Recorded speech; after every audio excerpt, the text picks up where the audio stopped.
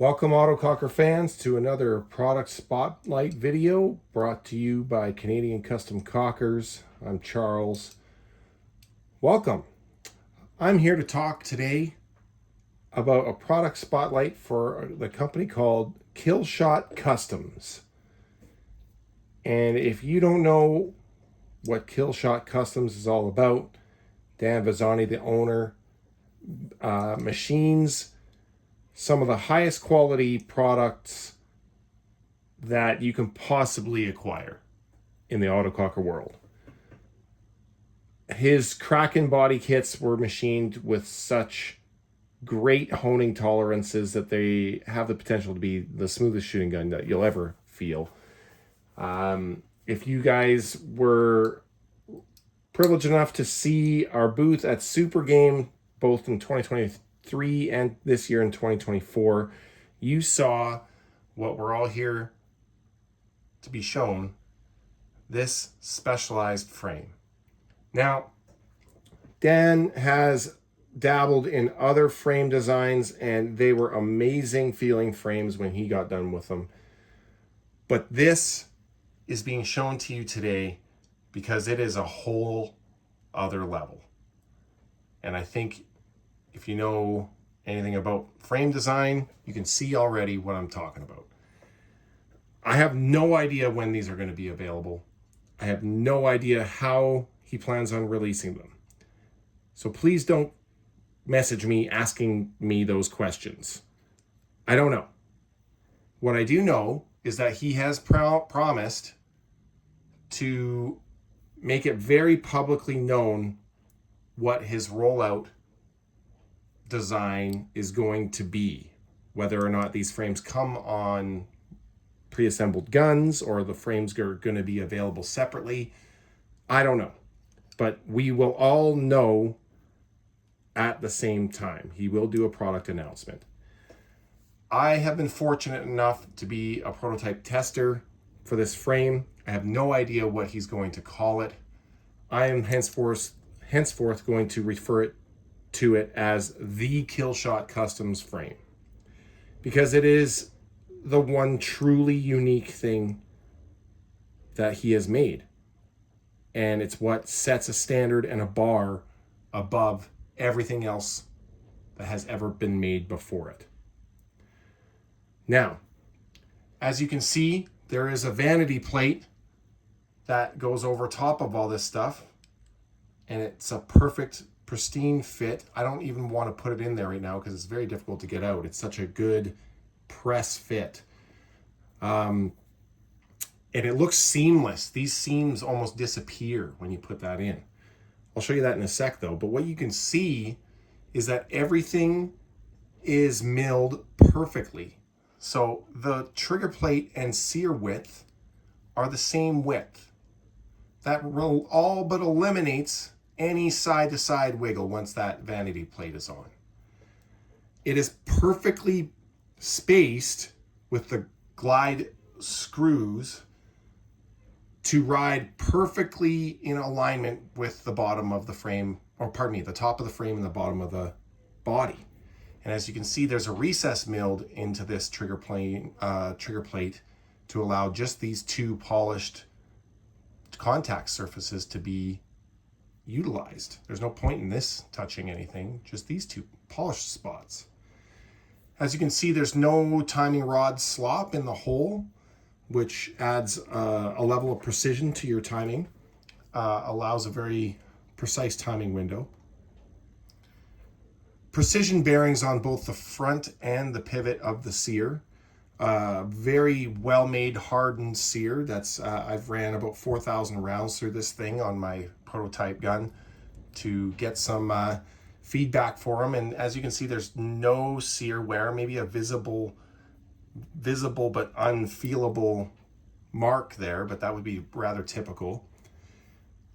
He custom makes his own springs. These springs are not alike anything else that is available in any other frame. He makes them specific to this frame. I'm sure you could use others if you wanted to. I don't know why you would.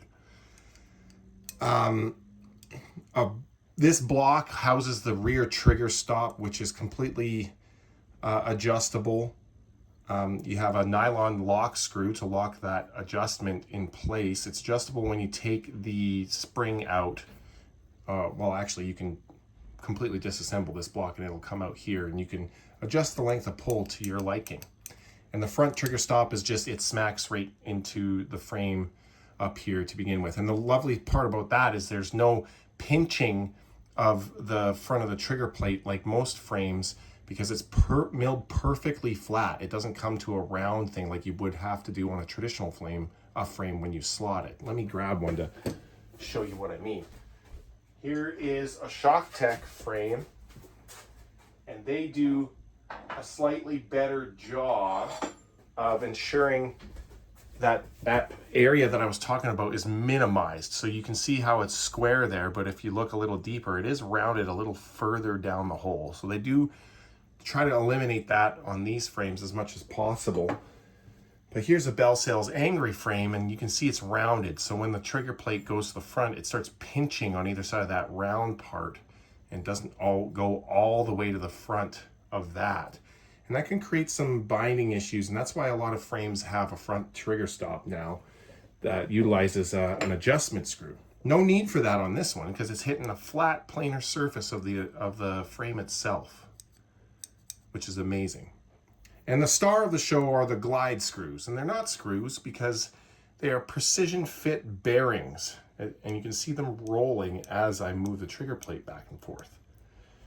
So this trigger plate is proprietary, not just to KillShot Custom frames, but this frame specifically, because the distance between the top of that bearing and the bottom of the body has been measured, calculated, and had this plate fit for it. When you put this vanity plate on, it houses the other side of the sear pin, and it also houses the other side of the pins for these roller bearings that act as glide adjustment screws. And like I said before, it's a kind of a precision fit. You have to put it in perfectly parallel with all the other planar surfaces. And when you do that, it goes in really nice. Click, like that. So now you can barely see that there's any gap there at all. And it's retained on the other side by 3 screws that go in from this way. So let's install this bad boy. Do I have the right Allen key? Yeah. So this one goes here, the short one goes up here, and this one goes here. And as you can see, they are countersunk and recessed, so they're perfectly centered when you put them in. I'm not going to torque on them hard right now, but maybe I will once I install it properly. Then you can bang this tapered sear pin in. It's precision tapered, and it only goes in from right to left. Just keep that in mind. And now you can see the screw retaining mechanism right here and here. And then that's for your grip panel. And here's your sear retention, or sear pin, pardon me. And there's the other screw. So when you put grip panels on, the only screw that's visible is this one.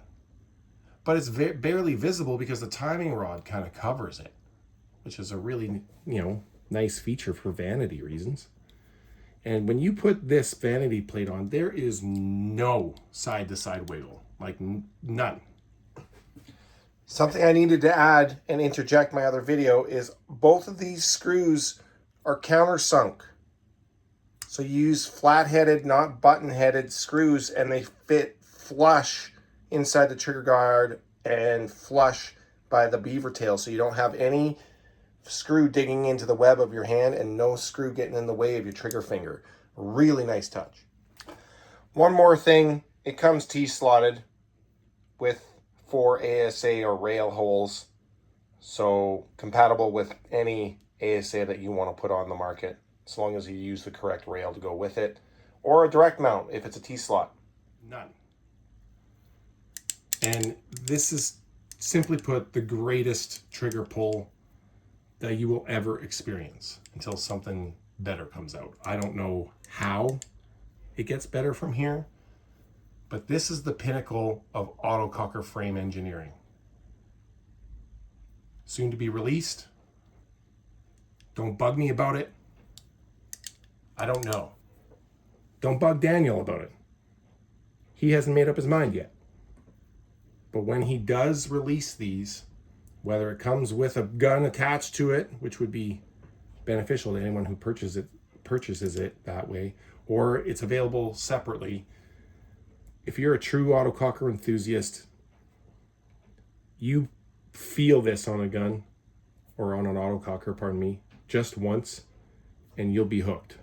This thing is like crack cocaine to trigger snobs. So you've been warned. Hide yourself away from the product announcement if you have a light wallet. Otherwise, it'll get even lighter. KillShot Kustoms. Some links in the description below. The guy's a wizard. This is the greatest frame ever created, bar none. Have a good one.